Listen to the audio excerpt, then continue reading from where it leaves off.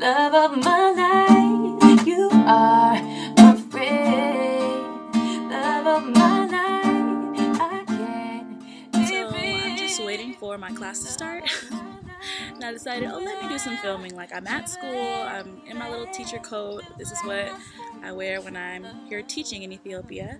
So I thought, why not, film this little video on teaching in Ethiopia.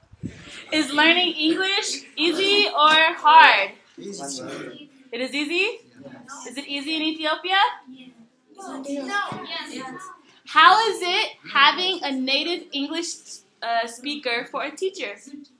Is it harder? Why is it harder? Because they are not know Amharic. Because they don't know Amharic. These are learned by American students. Why? Because we are not perfect by English, so they doesn't translate by Amharic. So that's hard. Do you like English? Yeah, too. When I was a little boy, he gave me poetry. So coming into Peace Corps, I thought that my experience as a student, since like birth basically, would inform like what kind of teacher I thought I'd want to become.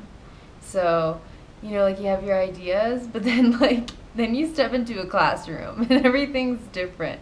So I definitely am still like toying with like my teacher persona. Who you want to be when you step through those doors. So for me, like I definitely try to like bring a little bit more smiles to the classroom than some of the other teachers do, which I think is new for students, but also it's just like maintaining that that predictability. Like they know what to expect from me and they know what I expect from them. So for me that means like creating like mutually agreed upon classroom rules and like staying with them and like being kind of strict when necessary. But it also means that if I trip over a desk, I'm still gonna laugh. And also like I totally invite students to like come and talk to me. And like I don't like hit them, which is also I think something that makes me a little bit more approachable. Corporal punishment is real out here. And so that's something you have to, I'm trying to like more subtly work with staff to kind of diminish, and work in progress, as is everything in the classroom, just a work in progress. It's really hard, but it's also really fun. I feel like your worst day of class is still better than, I don't know, anything you can be doing at home that would be boring and not exciting.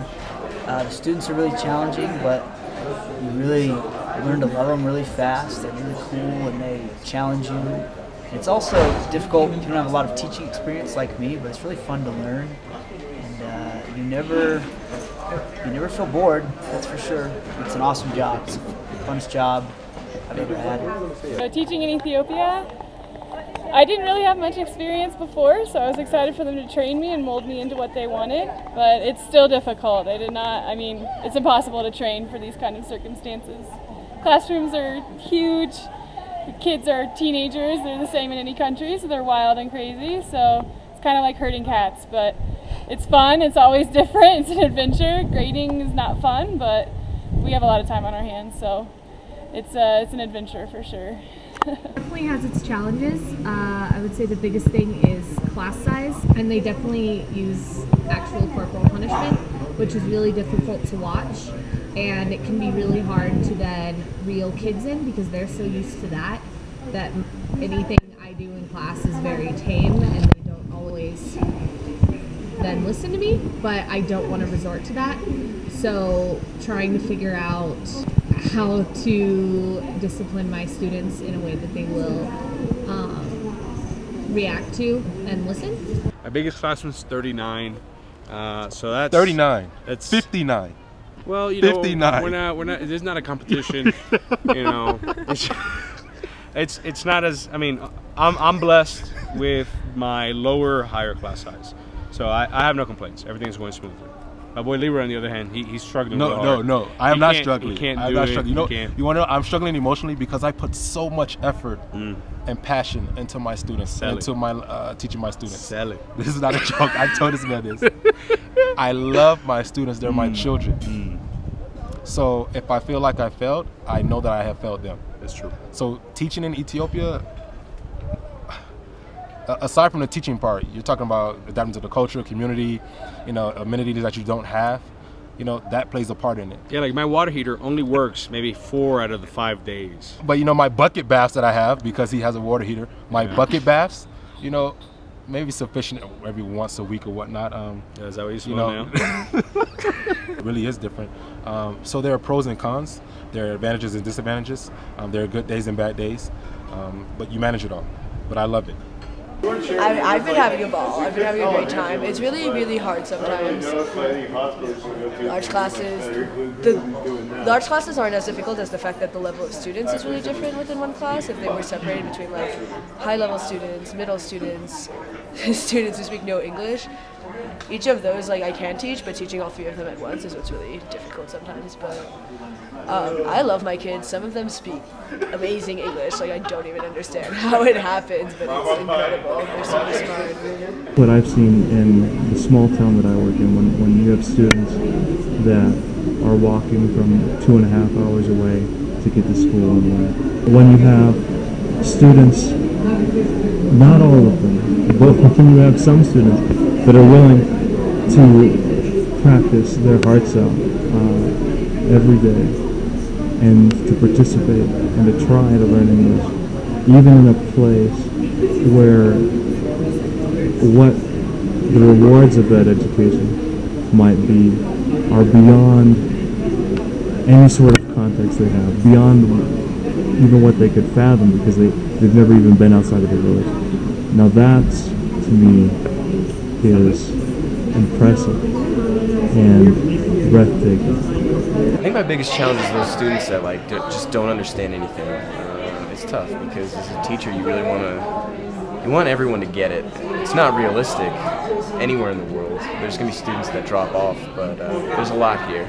It can be hard sometimes, but it's definitely outweighed by the amount of students that do get it and the amount that they appreciate you too. They really do, that you're a Ferengi teacher giving them some free time. So I love it. It's the best thing I've ever done in my life. So one major struggle, the biggest struggle actually that I think that comes with teaching here, is teaching students of varying levels. Like, for instance, there are no honors classes, there are no AP classes, there are no special ed classes here. There really is no separation between students.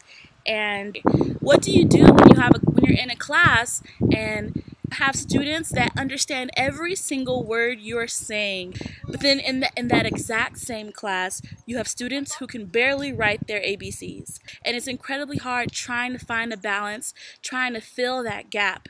As an educator, I want to challenge my students that need to be challenged, but I want to also be able to give a helping hand to those who need it. And it's so incredibly hard to do that. I feel like that's the hardest thing about teaching here in Ethiopia. It breaks my heart and it's incredibly difficult, especially because of the large class sizes. I'm in a class of 60, 70, 80 kids. So it seems impossible, and it was something that I really struggled with when I first got here, when I first started teaching. I'm now in my 4th month of teaching here, but within the first month, honestly, I'd be in tears because grading my students' work, seeing some students who refused to turn in work because they were so embarrassed about their English skills. It was hard to see that. It's still hard to see it. And it's still hard trying to find a way to help them. Whenever I got lonely or needed some advice, he gave me a shoulder. His words were very nice. Despite all the challenges of teaching is just so worth it because of the relationships you build with your kids, the relationships you build with your students. It's going to make these 2 years fly by, and it's going to make, when the end of these 2 years comes, it's going to make it that much harder to leave.